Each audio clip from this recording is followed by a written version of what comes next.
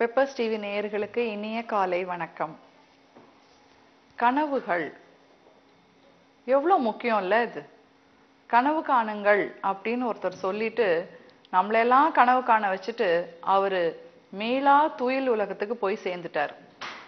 நாம எல்லாம் கனவு காணணும். எப்படி கனவு காண போறோம்?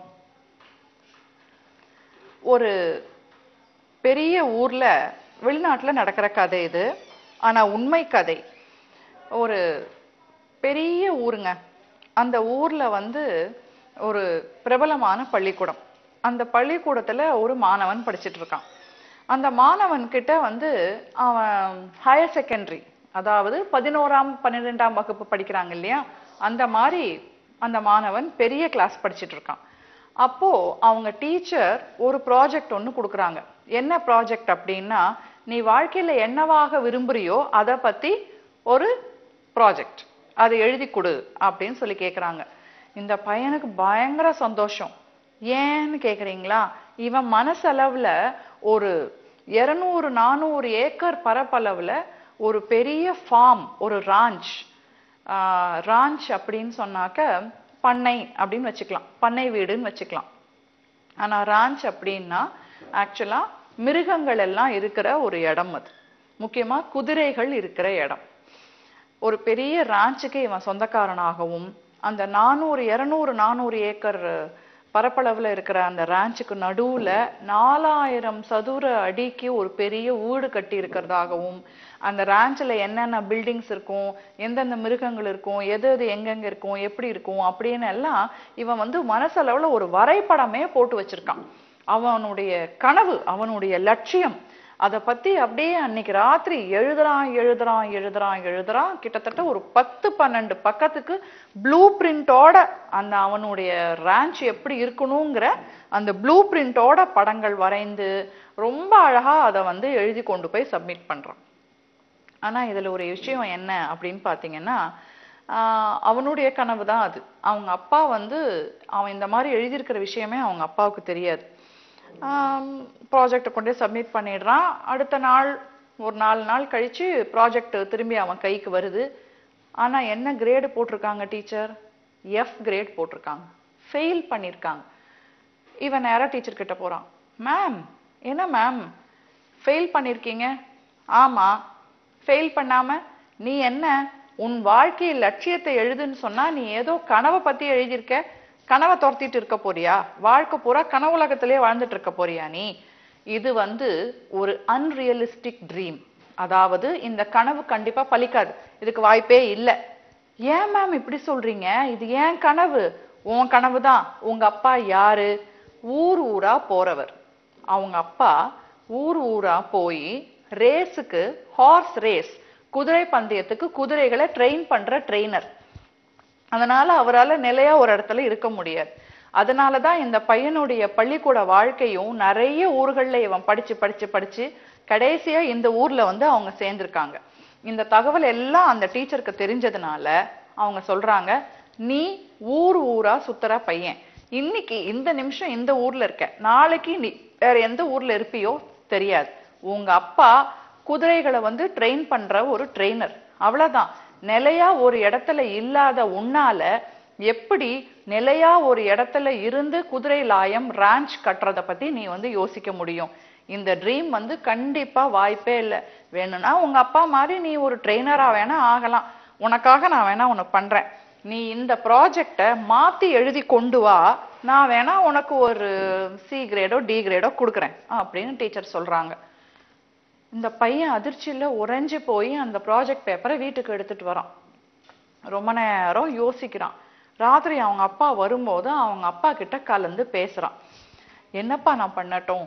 என்னுடைய ஆசை, என்னுடைய கனவு, என் லட்சியம் இதுதான், நான் என்ன பண்ணட்டும் அப்படின்னு கேக்குறான். அவங்க அப்பா சொல்றார், இங்க பாருப்பா, இது உன்னுடைய ப்ராஜெக்ட், உன்னுடைய எண்ணம், உன்னுடைய வாழ்க்கை. இதுல நான் எப்படி தலையிட முடியும்? கண்டிப்பா முடியாது. உனக்கு உன் மனசுக்கு எது சரின்னு தோணுதோ அதை நீ செய் அப்படின்னு அவங்க அப்பா சொல்லிடுறாரு. இவன் ரொம்ப யோசிக்கிறான். 2-3 நாள் யோசிக்கிறான். 4வது நாள் திரும்ப அதே பேப்பரை தான் அவங்க டீச்சர் கிட்ட கொடுக்குறான். அவங்க டீச்சர் போட்ட கிரேடையே போட்டு இவனை அனுப்பிடுறாங்க.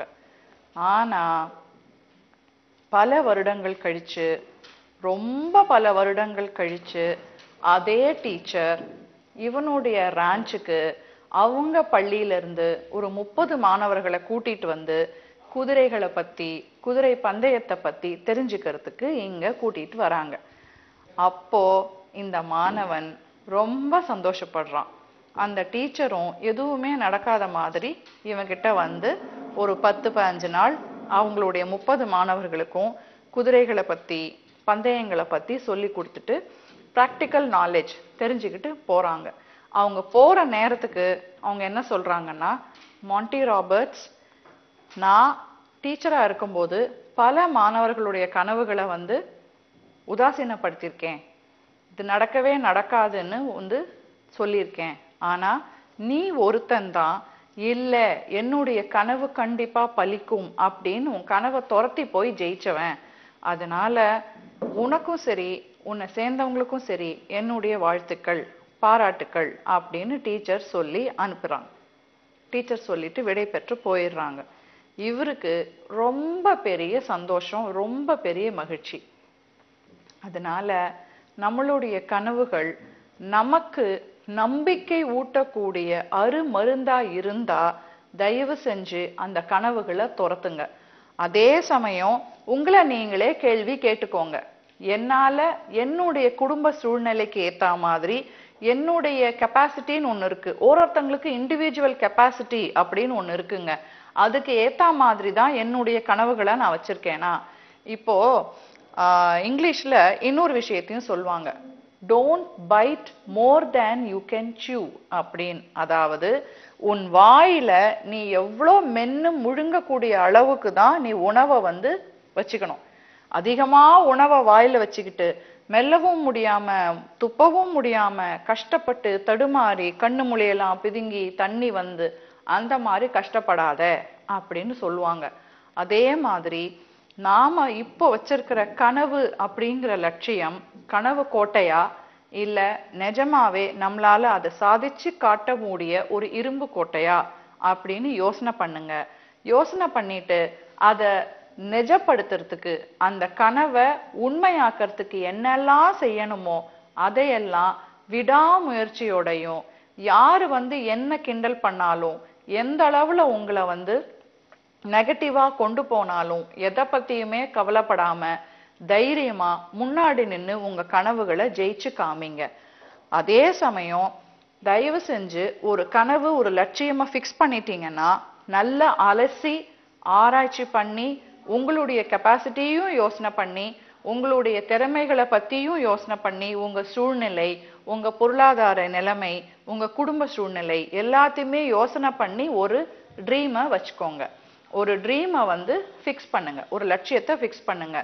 தேவையில்லாம அன்ரியலிஸ்டிக்கா ஒரு ட்ரீமை வச்சுக்கிட்டு விழலை கிழைத்த நீரா உங்களுடைய திறமைகளையும் உங்களுடைய ரிசோர்ஸஸையும் அதுல வேஸ்ட் பண்ணாதீங்க. உங்க ட்ரீம் என்னங்கிற ஃபோக்கஸ் உங்களுக்கு வந்துருச்சுன்னா அதை தொடர்ந்து போங்க. யார் என்ன சொன்னாலும் கேட்கவே கேட்காதீங்க. கண்டிப்பா வெற்றி உங்களுக்கே. இன்னைக்கு மாண்டி ராபர்ட்ஸோட உண்மையான கதையோட உங்களை சந்திச்சிருக்கேன். நாளைக்கு வேறொரு கதையோடு உங்களை சந்திக்கிறேன். நன்றி, வணக்கம்.